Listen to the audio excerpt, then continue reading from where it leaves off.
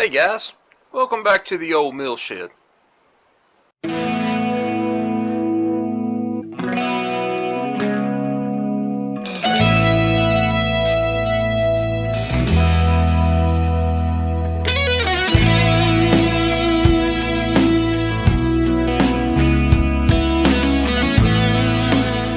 I apologize if I sound like I'm congested and a little nasally. Pollen is up. It's springtime. Seasonal allergies and all. I'm sorry. So we're going to go through changing the fluids and the filters in this machine. And then I will leave a link to all of our consumables, all the air filters, oil filter, hydraulic filter, and fuel filter in the description below. So the first two filters we're going to get to is your air filters. There are two on this machine, and they sit one inside of the other. So you just take your little clips off. This pops off.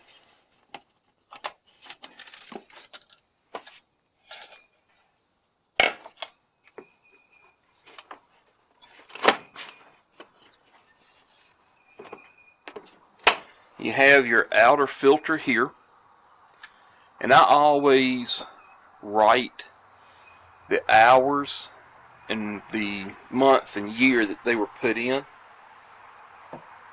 And then you have an inner filter that sits in here that's already looks like it's already a little dirty, and some of that might have been off of my hands as I was putting it in. But they sit inside of each other like this. So you have like an outer cleaner, and then an outer filter, and then an inner filter.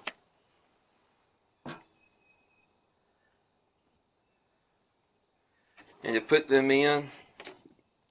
You really can't see down in here that well, but you just have a little like a little wall, plastic wall. This slides down in that, and then this just slides over it. It's fairly simple.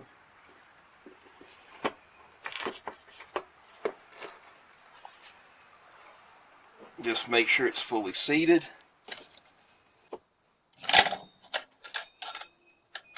And this was rigged up before I had gotten it.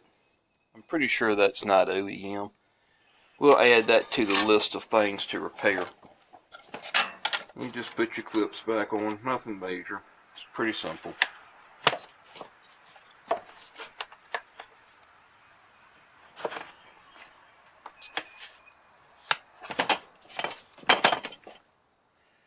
And then this just goes back in where the support rod for the hood would have originally gone, and just wraps up underneath to clean out the dust clean out right there. Like I said, we're going to fix all of that. The fuel filter sits right underneath and to the back of your air filter. You can see your air filter tube here. The filter sits right there. You can take these lines loose. There is a valve underneath the fuel tank that I'll show you here in a second that you can turn off to keep fuel from flowing out of this hose while you have this off. To change this is pretty straightforward. You just unscrew your filter and fill the new filter up with clean diesel fuel and screw it back on here. Get it tight and open the valve at the fuel tank back up. And then you crack this open. Now it's a screw that's got a slot in it to allow air to escape. And after you crack that open, you just sit here and you pump this. And it's full now, you can't really get it to go down. But you just sit there and pump it. It takes about a minute, and you'll start pushing fluid out of here. Now what I did is I had a funnel up underneath here so it didn't get all over the side of the engine. Just run it out into my waste catch can. And you want to pump this until you're getting no air bubbles out of the screw. And then you just tighten that down and the system's primed and you're good to go. And again, as with all my filters, I write the hours that it was changed and the month and the year. Just makes keeping up with it so much easier. So here's your fuel tank. It's back behind the seat. Here's your fuel shut off for when you're changing the fuel filter. You just turn it that way to close it, and then in line for it to be open. Just a standard quarter turn ball valve.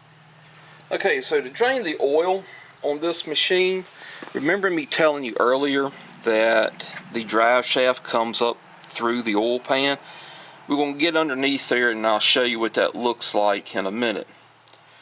But because of that, we have two oil drain plugs for the engine on this machine.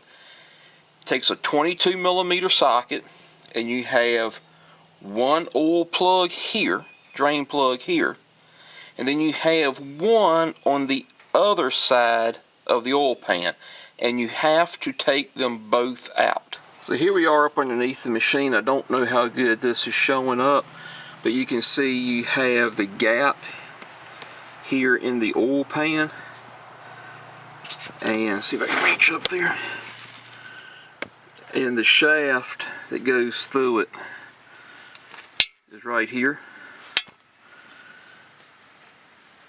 Like I said, you have a gap in the oil pan here, and this is one half of it and this is the other half of it over here, so you have to make sure you drain both sides.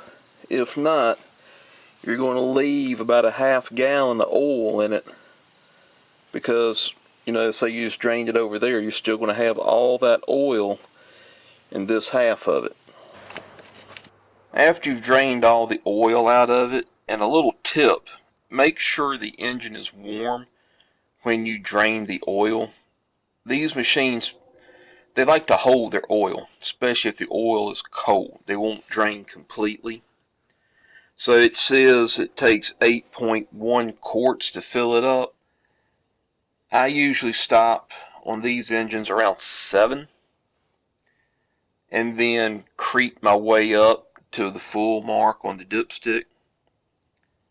Then away, the oil filter is a 51334. You can do a 51334 XP. I think that's supposed to be a higher grade. It doesn't really matter as long as you have the right size. And that's a Wix number. And it's straightforward. Just screws off, screws back on. Nothing major there. And there's no way, of course, to fill this oil filter up before you put it on, because it sits to the side. But I really don't see how they could have put it on any other way. So I guess you're kind of stuck with what you've got. Every time I change my oil, I will normally take my tachometer cable off. Here's just 2 bolts right here, and lift it out, and I'll turn it upside down, and I'll put a few drops of oil in there as well. I just use fresh engine oil. And that keeps everything nice and lubricated. A lot of the tractors, as you get age on them, the tachometer cable will quit working. It'll seize up and break in too. And that's why nobody ever thinks to lubricate them. Just takes a few minutes. I think it was a 12 millimeter, if I'm not mistaken, on this one. But you just pop it out. Like I said, turn it upside down, put you some oil in it, hold it up high so it'll run back towards the tachometer in the dash. And at times it might not would hurt, especially if you was working up near the dash, to take it off the back of the tachometer and put a little oil in it from that side as well. Okay guys, I'm sorry this is going to be so shaky, but we're underneath the engine looking back towards the transmission. There just isn't any room to put a tripod under here. So here's the shaft going up to your front differential, the one that goes through the oil pan. To drain the hydraulic fluid, you see this line right here, the little dip in it. The drain plug is right there.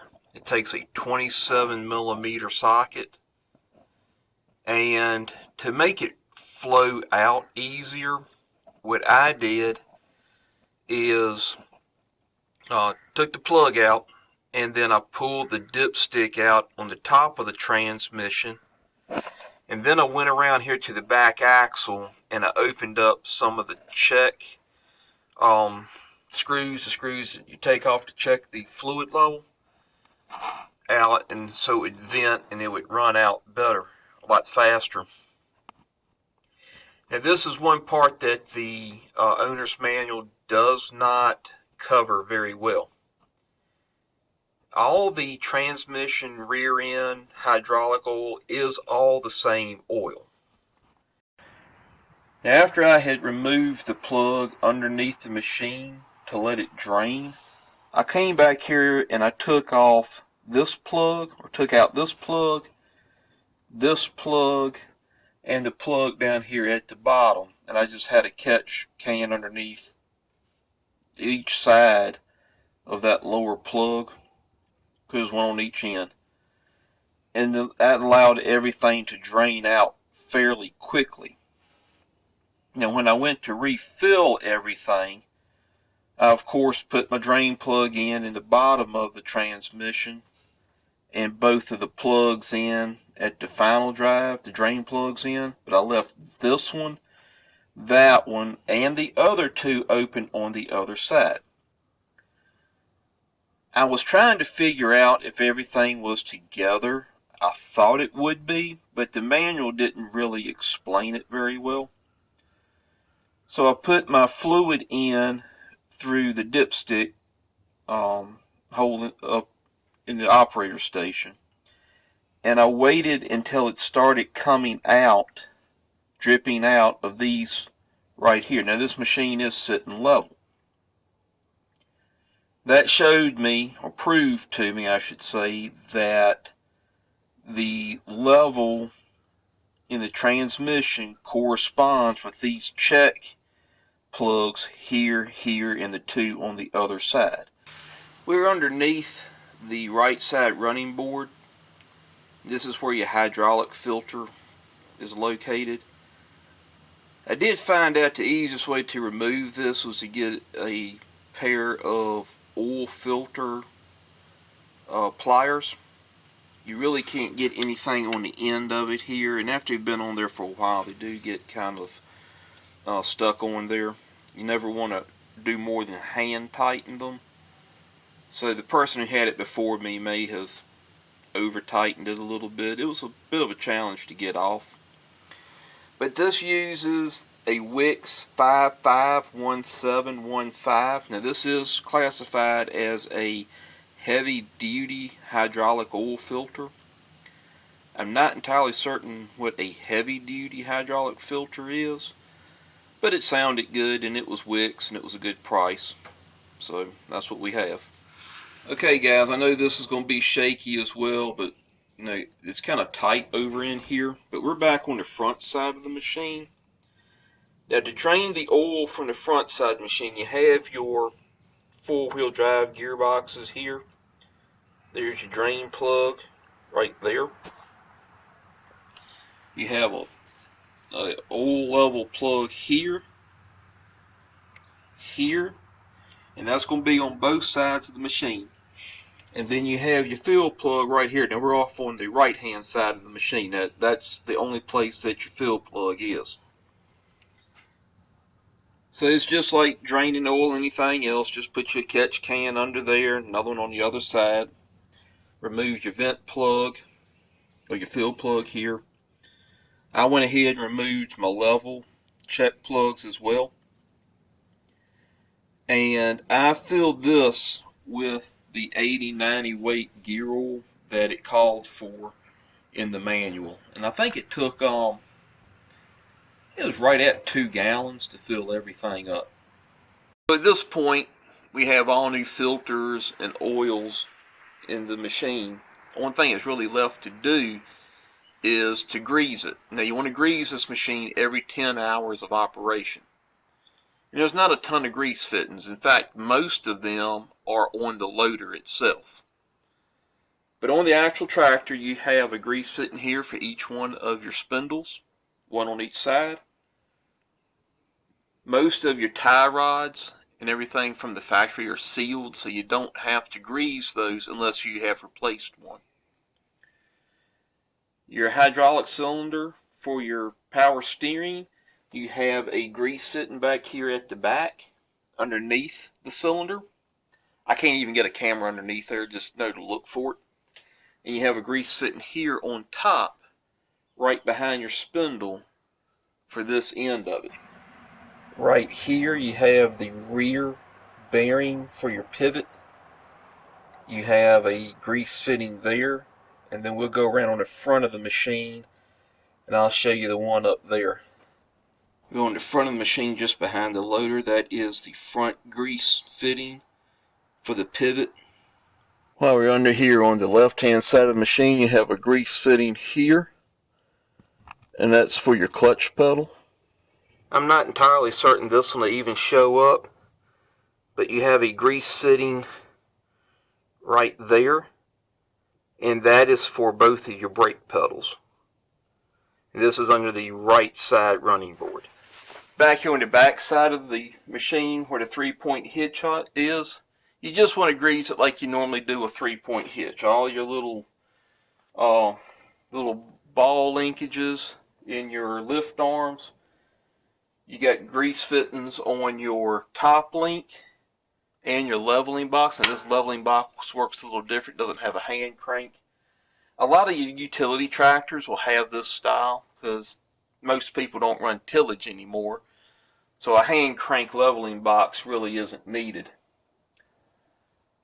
But you want to hit all your grease fittings. Like I said, it's 3 grease fittings back here. All your little joints where everything swivels, just shoot some grease in there. And like I said, you want to do this every 10 hours. Greasing the loader is pretty straightforward. Again, you want to do this every 10 hours. You have your 3 pins back here, the one that attaches it to the machine, your lift arm pin, your hydraulic cylinder pin for the lift here and here. You have the tilt cylinders here. You have a pin here. Now these are aftermarket cylinders, and they actually have a grease fitting right here on top if you prefer to use that instead. Using either one will work. And then finally down here at the bottom you have the other end of your lift arm cylinder, and you have the pin where the mounting plate here rotates on. As well as greasing all of those, you have 2 pins inside of this plate. It's kind of hard to get a camera down in here, but all it is a bushing with a pin that goes up and down that locks your skid steer attachment to your mounting plate. And you don't really have a grease fitting on there, but what you can do is take some spray grease, or you can just take some oil and just dribble it down in there and work it back and forth, make sure it stays freed up. Several y'all have inquired as to if I still like the Adavair grease gun that I had bought and did a video on earlier. Well, here it is. I did have to put a longer hose on it, but everything else on this has been great. This is, I think, my 12th or 13th tube of grease through it. And for anybody who's wondering, I run typically Shell Rotella multi-purpose. Seems to work the best for the widest variety of applications that I have. I did add a 3-foot grease hose on it, mainly for my pickup truck. Trying to get this down beside the engine so I could grease the pitman arm and the idler arm bracket was a little difficult. So ordered a 3-foot hose, and it just made life a lot easier. But the short, yes, I still like it. I would definitely buy it again. The one thing I want to cover before we end this video, I was told when I bought this tractor that it runs AW46 fluid in the rear of the machine. AW46 is a strictly hydraulic oil. It's got additives in it that prevent wear in hydraulic systems. you would run it in something like maybe your log splitter or anything that's just hydraulic in nature. These machines, you've got wet brakes, you've got little clutches in there, different things. And AW46 is not going to have all the correct additives to prevent wear in these machines. Personally, I run J28. It's an old John Deere spec. It works great. I've had a lot of luck with it over the years. And so it's got the modifiers in it, the friction modifiers in it to work with wet brake systems and everything you're going to find in one of these machines. Okay guys, this looks like it's about as good of a place to stop this video as any. We have some maintenance to do on the machine, some things that are broken, things that need to be fixed before I can use it again.